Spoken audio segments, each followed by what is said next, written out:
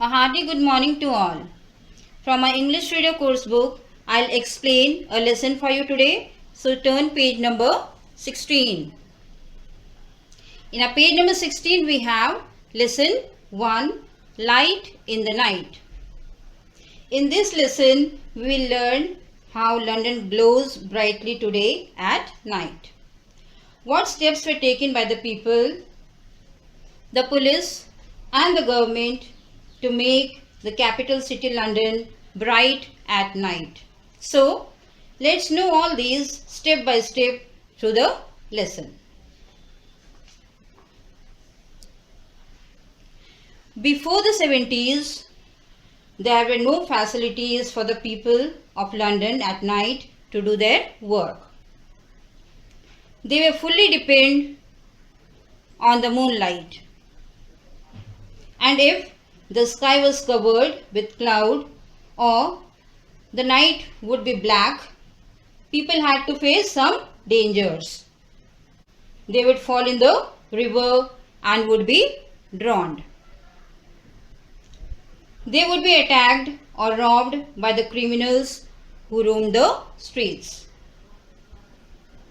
Later on, people started carrying a burning torch or lamp, and if they were rich enough, they paid some else to carry it. The link boys, for a small fee, helped the people holding a burning torch or lamp, but some of them were not trustworthy and robbed the people, run off and leave them in the dark. By the early 70s, the police enforced a law that every house had to have a lamp burning in the window all night long. If they will not keep the words of the police, they would be fined. It was not easy to keep on lighting a lamp the whole night. To have the work done, some people, for the payments, started serving others as lamplighters. The authorities realized the benefits of the use of lamp posts.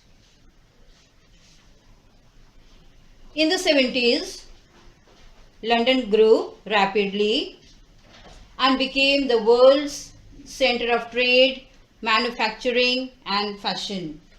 By the late 70s, London had so many street lamps that visitors of the city were amazed by them.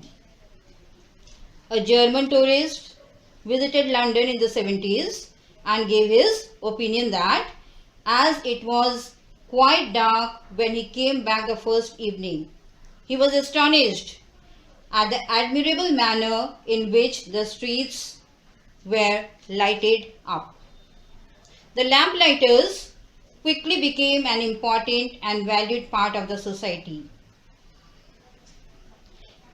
Their job required energy and strength, but still they were so pleased of the job that it was passed on from parent to child.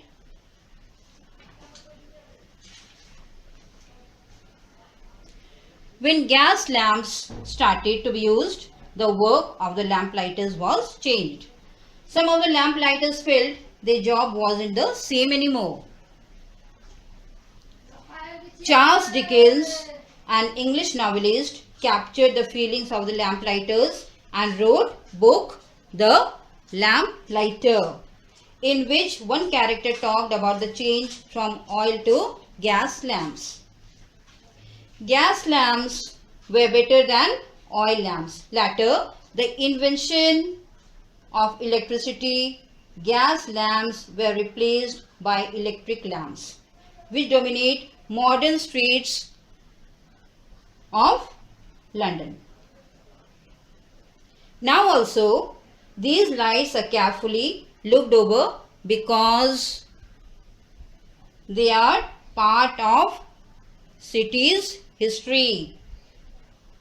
Kensington Palace Gardens, a long avenue in London is lined with grand old buildings and is lit entirely by gas lamps.